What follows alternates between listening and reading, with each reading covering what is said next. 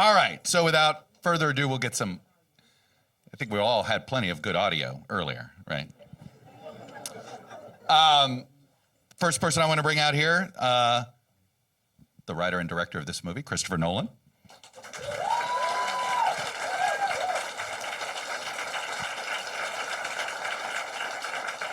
We have the author of the book that this movie was based off, that's called American Prometheus, Kai Bird.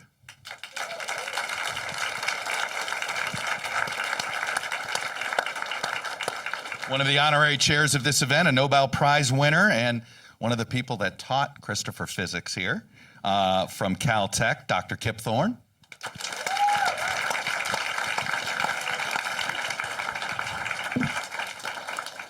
The current director of the Los Alamos National Laboratory, who is sitting in the job Mr. Oppenheimer, Dr. Oppenheimer sat in, Dr. Tom Mason.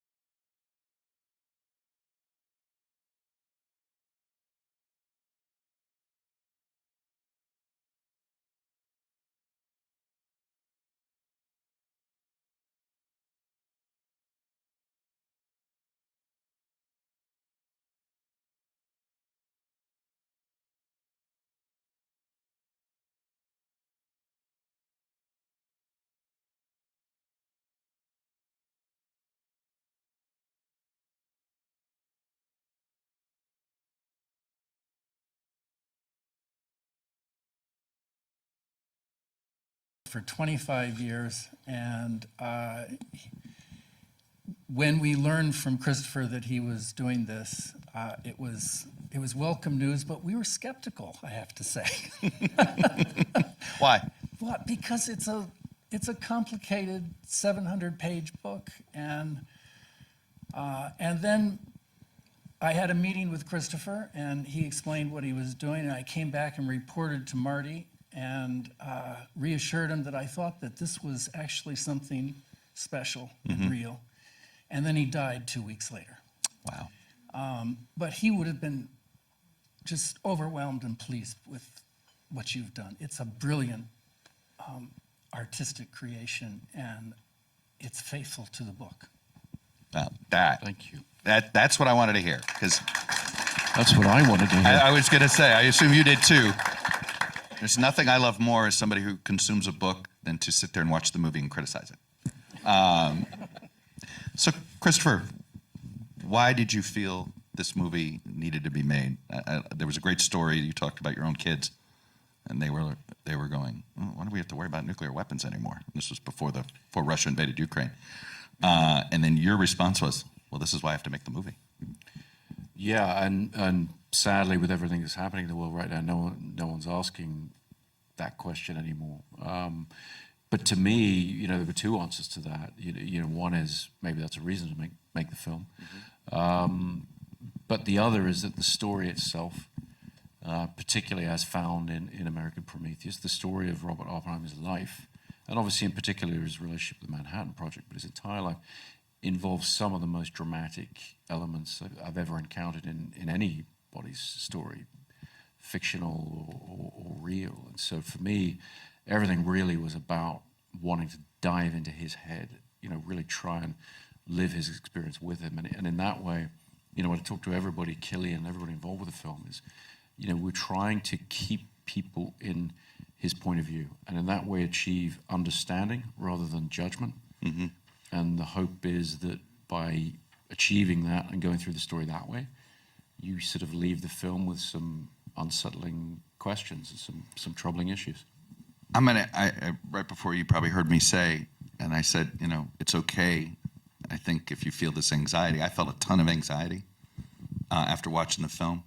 And as I shared with you, the same anxiety I go home from work every day with about our current political situation, our current state of our democracy.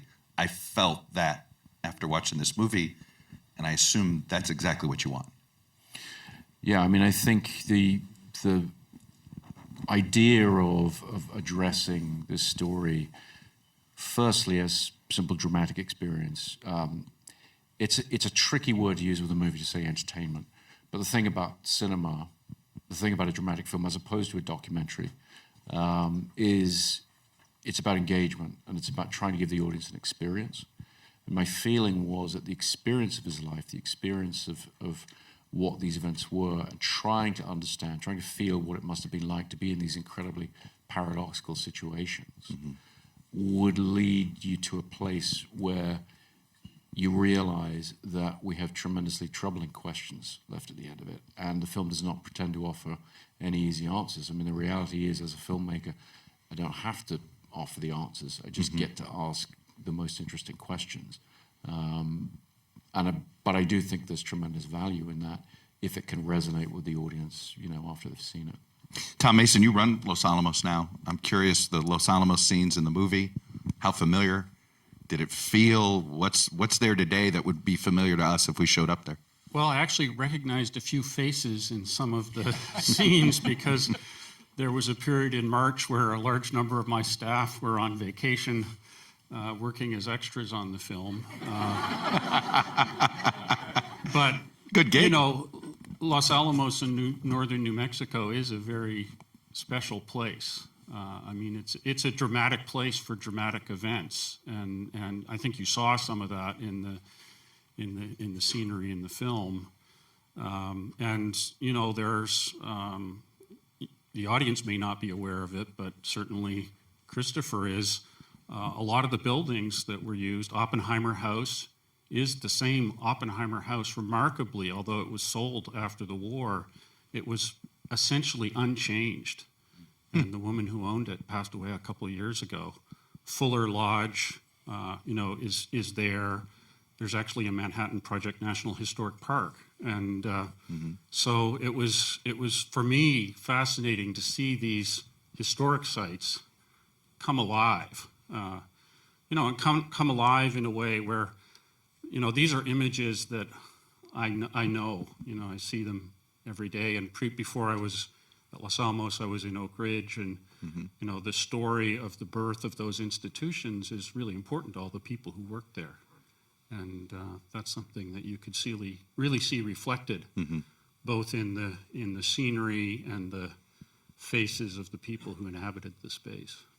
Well, it gives the most knowledgeable extras we've ever had. I mean, this scene where Oppenheimer comes in the back of the meeting, and I was saying to the extras, not really thinking about where they were from, if you could all be arguing about, the shift in geopolitical tension, the use of the bomb, is it going to be used against Germany? But now we're talking about Japan. Could you just, start shouting out, whatever? And normally, you're saying to a group, it's sort of rhubarb, murmur. And we were hearing the most precise. If you do this, it's going to. Yeah, and it was very, and some very passionate about it. I mean, they really got into it. And the truth is, it was wonderful because it sort of put us all on our toes. Same at the GAC meeting. We had a couple of guys at that table who, they knew a lot about what we were talking about. And, it gave you confidence because you had people there who knew what we were doing, but it kept you on your toes as well. Well, I was just going to say, let's grade him on the science, Kip and Carlo. How's your student here? How did he do with the physics? Kip Thorne? I think he did superbly well, as he always does. I worked with him very closely on Interstellar, and among all the people I've worked with in Hollywood, he understands more science, I think, having learned it by browsing the web, than anybody else except Anne Hathaway.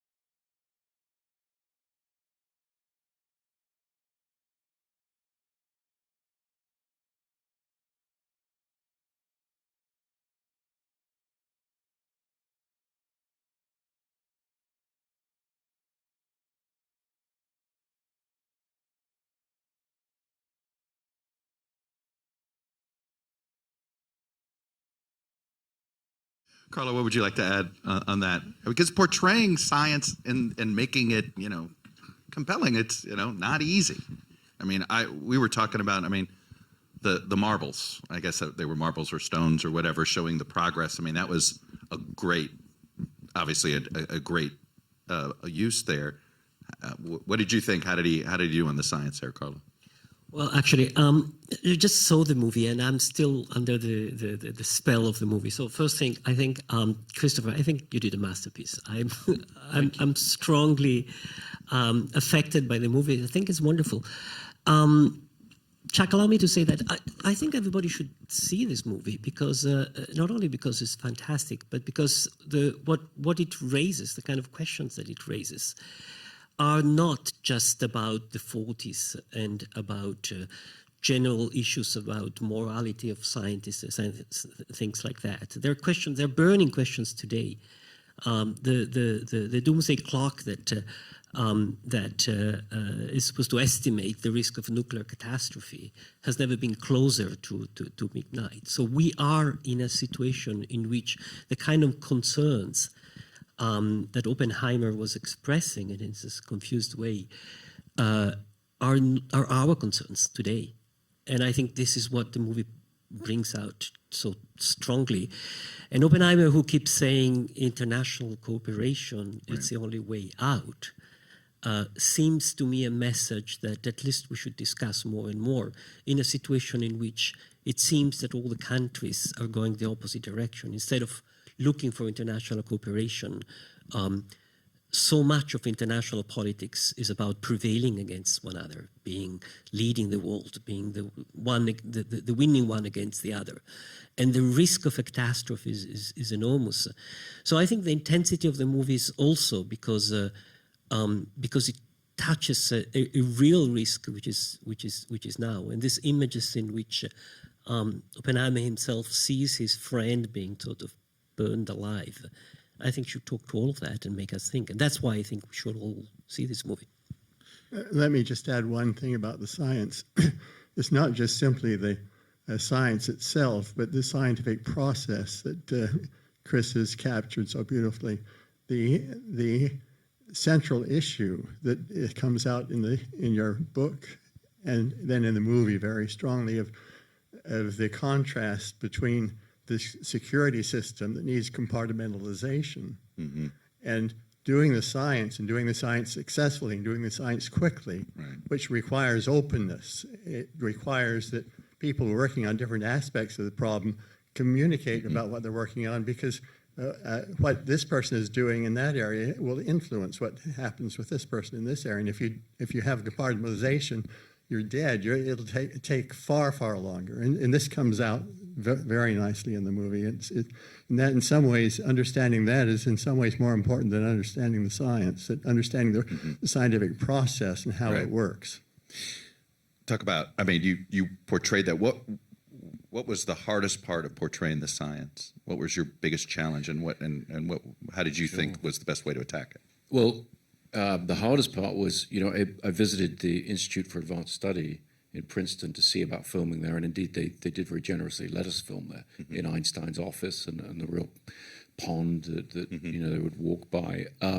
But the then director, Robert Downey Jr., another brilliant physicist who could sit on this panel, and he very generously gave me some of his time to talk about, quantum physics, talk about these things, the revolutionary nature of what Oppenheimer was visualizing, because I wanted to jump in his head and see these things and feel them, to have some kind of almost threat to them, that he's almost having visions, put it that way, in order to make it clear to the audience the revolutionary and almost magical nature of this shift from classical physics to quantum physics. And in talking to Robert, he immediately said, well, of course, one of the things that scientists at the time found alienating about this shift is you can no longer visualize the atom. Now, to a filmmaker who's about to try and film the I was just going to say, you can't visualize it. Exactly. Then it's a visual medium. Exactly. Right. So what do I do? So he generously gave me a couple of hours. He sort of sat there and talked about it. And in the end, in talking it through with him, we sort of realized that the advantage that cinema has is, Eisenstein referred to it in editing many years ago shot A plus shot B gives you thought C. So, you know, it could be more, the thought could be more than the sum of its parts, the whole. And so I went to Andrew Jackson, my visual effects supervisor of several films, showed him the script very early on and said, okay, we want to do these things without computer graphics. We want to have a thread of imagery sort of starting with these very first sort of visions, this sense of, you know, what these guys were doing is that they were looking into dull matter and seeing energy that could ultimately be released in the destructive power of the atomic bomb. And we wanted a kind of set of experimental visuals that could create this thread of what I kept referring to as sort of scintillating or vibrating energy that could mirror his own nervous state as well, but also show you the quantum physics as it manifests itself ultimately in the destructive power of the bomb. Speaking of the destructive power of the bomb, I don't know why I expect, maybe others did too. I expected to see carnage. And there is imagery. In fact, my son came with me to the screening, and he was asking about that. I said, don't you remember the charred shadow that he walked through and all that? And I was explaining this to him. But you didn't hit us over the head with it. Yeah, that was clearly a choice. Why? I think really, as a filmmaker, you can't be overly conscious about why you choose to do things. You have to run on instinct to a degree. But the feeling for me as a filmmaker was very strongly that to depart from Oppenheimer's experience would betray the terms of the storytelling. And so we saw so much more, we know so much more than he did at the time. Discovering from Kai's book that he learned about the bombings of Hiroshima and Nagasaki on the radio, the same as the rest of the world. That to me was a shock. This is very intentional with this movie, that this is most of the movie and is his point of view. Yeah. And then when you're in black and white, it's in Strauss's point of view. Yeah. Yeah. Very, very sort of rigidly with the color sequences. Everything is his experience or my interpretation of his experience. Because as I keep reminding everyone, it's not a documentary. It is an interpretation. That's my job. And so I wanted to. Would you classify it as docudrama? No, I think Really? it's drama. I think it's narrative, dramatic filmmaking. I think that whilst I do think the film is perhaps more accurate than some people might think, coming to it fresh, because there are sort of extraordinary things. I mean, to take one example, when you read American Prometheus and you learn that, his tutor at Cambridge, Patrick Blackett, who's the guy played by James Darcy, who he tries to poison. Right. He later on is the first physicist to really write questioning America's motives in dropping the bomb on Japan. Now, no screenwriter would invent that. It's far too seemingly fanciful. Right. But that's the truth. And the film is full of those things. And so a lot of the things, when Kitty Oppenheimer is testifying, Right. That's from the transcript. Well, I was just going to say, having so much, that transcript, you're handed. Yeah, I mean, 1,000 pages. Imagine not having of that. transcript. No, Kai? I can't. Right. No, and I never would Is have taken Oppenheimer- the project on without Kai was he and ever Marty's happy? incredible work. I mean, that gave He some doesn't. I mean, I but don't. yes, to I come didn't back see a to happy the man in choices this movie of ever. what to portray or not. Well, he's to very me, intense. It's really about and staying in Cillian his head. Murphy plays There's him, also, just very I would say, a intensely. recurring It's an motif. amazing I don't performance. deal too And much in Robert spoilers Downey if people haven't Jr. seen too. the film, I if think people are writing his about it. But performance and the there's a lot dynamic to do with between what the he two. wants. and But There's a lot to my do- favorite- There's a lot to do with him closing you his just eyes. captured My that favorite movie. retort, though, And that you said I about wanna that, you were make a worried about point spoilers, that and then you said, well, there's Christopher, Google. I was stunned Right. to realize that Christopher had This done all his own happened. It's research. not like No, it's Don't tell anybody. There's exactly. two bombs. Testimony Right? It's Yeah. a strange, into it's a the movie strange about thing to say, to talk about spoilers, but of the course, mysterious and that's scientist X who why testifies it's not a against drama. Strauss.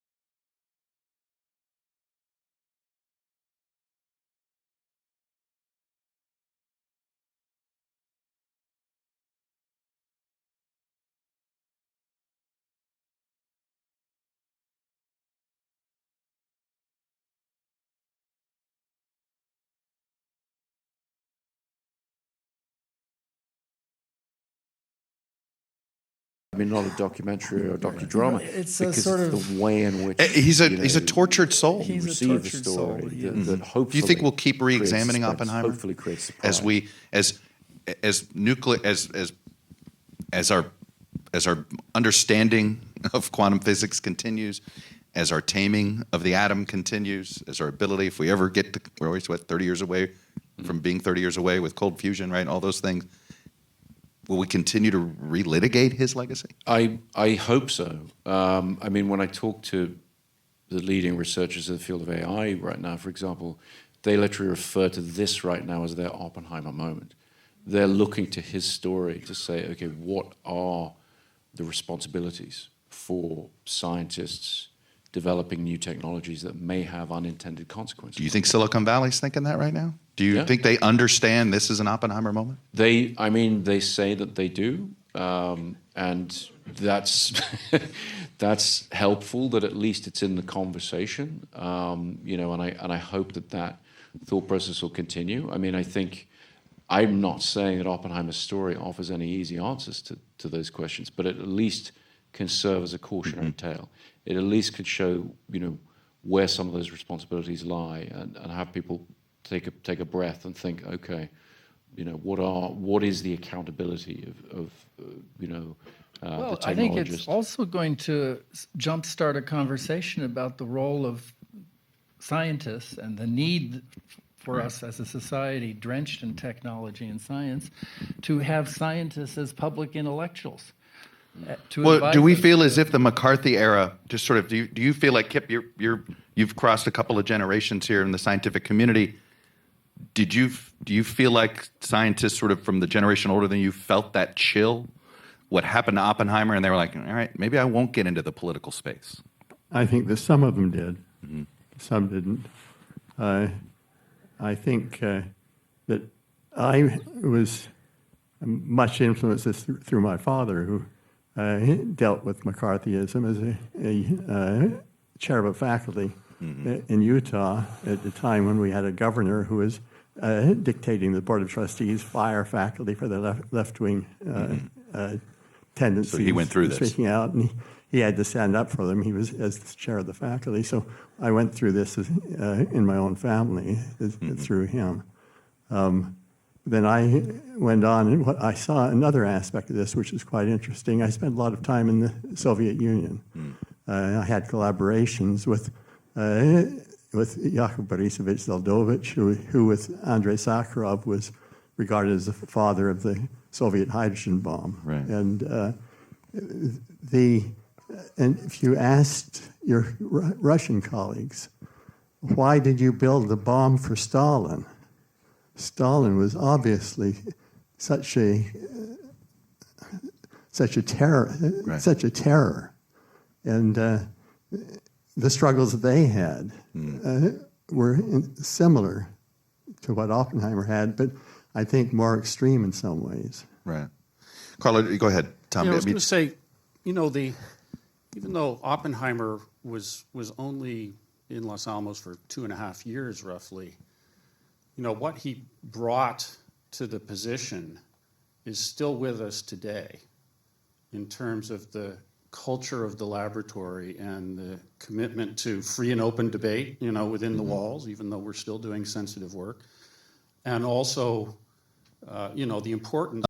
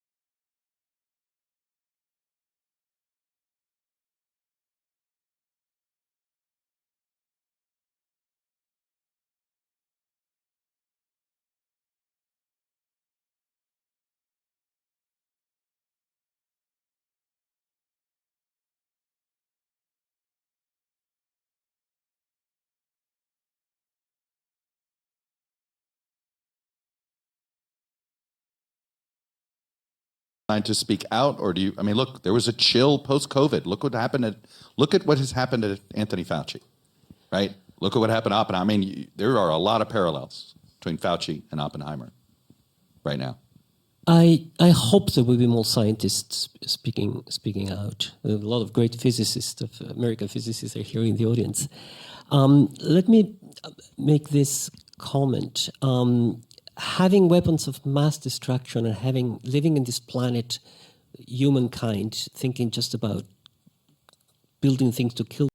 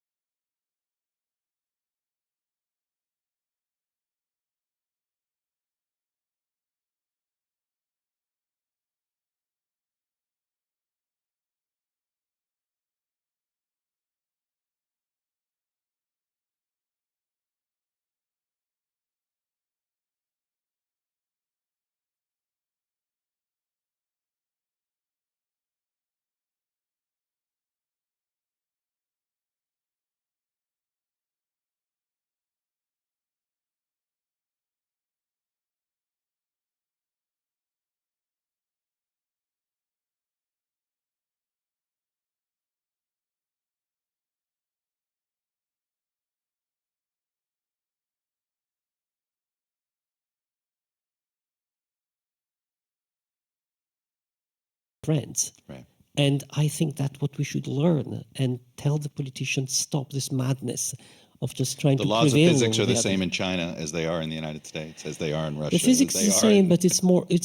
It's also, one of the beautiful things we see in the movie, it's the openness of some scientists. I mean, first of all, I loved seeing Oppenheimer getting engaged with the wasteland, with Eliot, with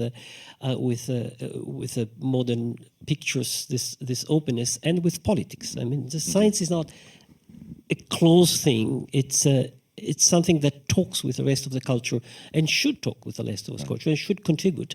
But ultimately, the decisions are not the scientists. Ultimately, the decision is society, is politics. And that's where we need to calm down the current tension and the disasters, I think. Let's talk about, Christopher, if I could get you to do 2 screenings.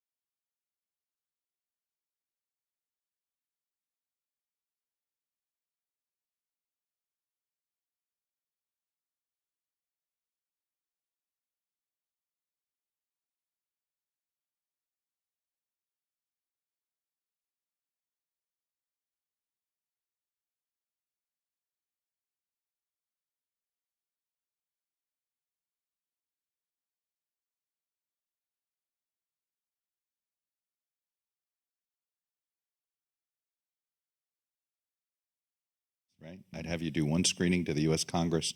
What would you hope they would take away from this?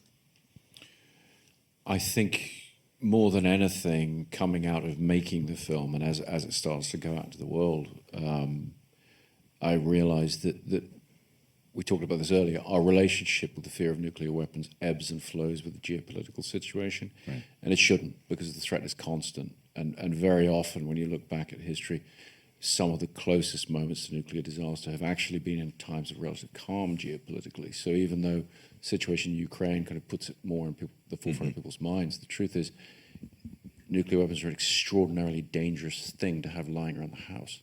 And it is not something we should ever forget about, and it's not something we should take lightly.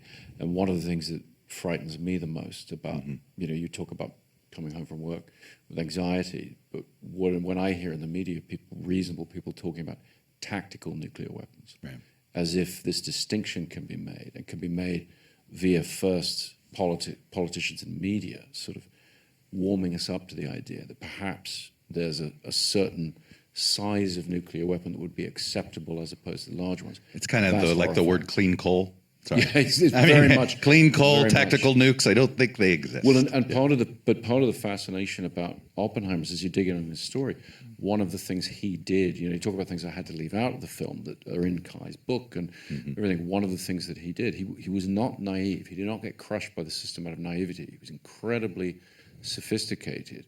And he started talking about tactical weapons, bring the battle back to the battlefield, because he wanted to play the army off against the Air Force, essentially. He wanted to temper the threat of these giant genocidal H-bombs that the Air Force wanted to have in the air 24/7. But his philosophy, you had it, I think he reiterated a few times in the movie, and it's held true, where his belief was, well, if we use it once, it'll mean they won't use it again. So far, that's been true.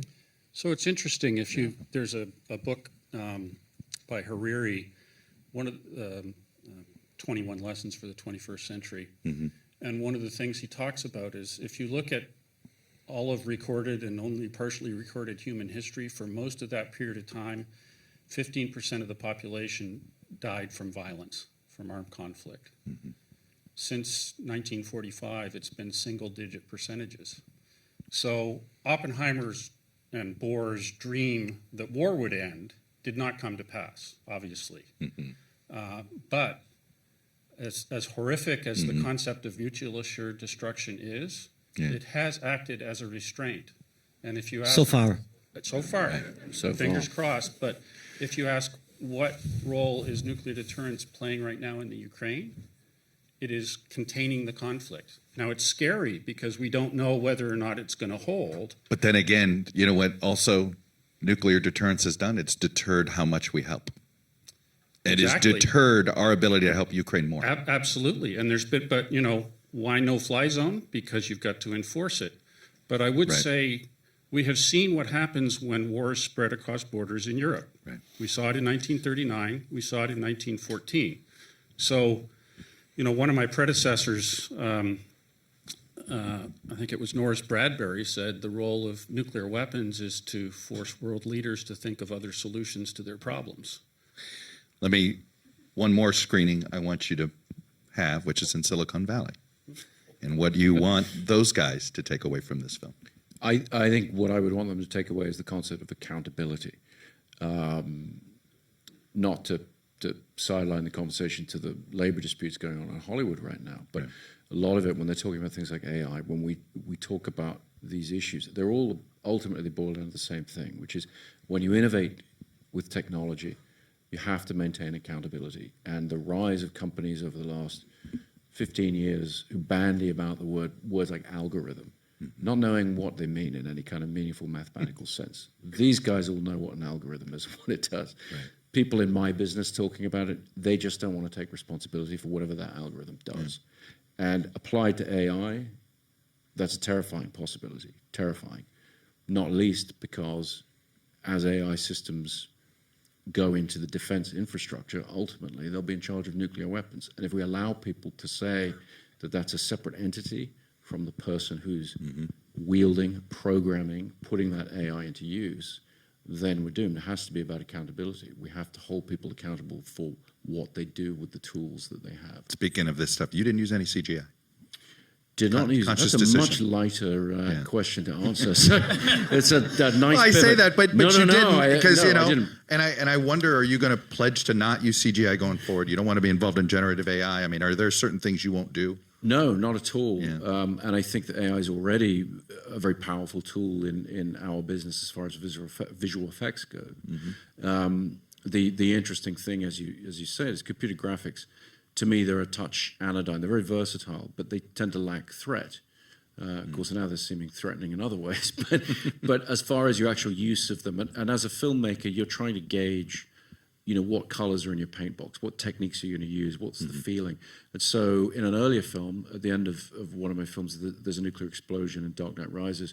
It's meant to feel like it's far away enough that it's not going to affect you and whatever. And so you're actually meant to have a sense of, okay, we got away with it at the end. We did that with CG. It was beautifully rendered. My team, incredibly well researched. But coming to portray the Trinity test, and obviously we're here, leading up to the anniversary of the Trinity test tomorrow. But it was like, okay, this has to feel dangerous. This has to feel beautiful and terrifying in equal measure. Yeah. And real world imagery, real world things. I think they have that bite. Well, I think beautiful and terrified. It's a pretty good. We should put it on a movie poster because it was beautiful and it was terrifying. Congratulations. Thank you. I think we mean that as a compliment. Thank you very much. And what a panel. Thank you, guys.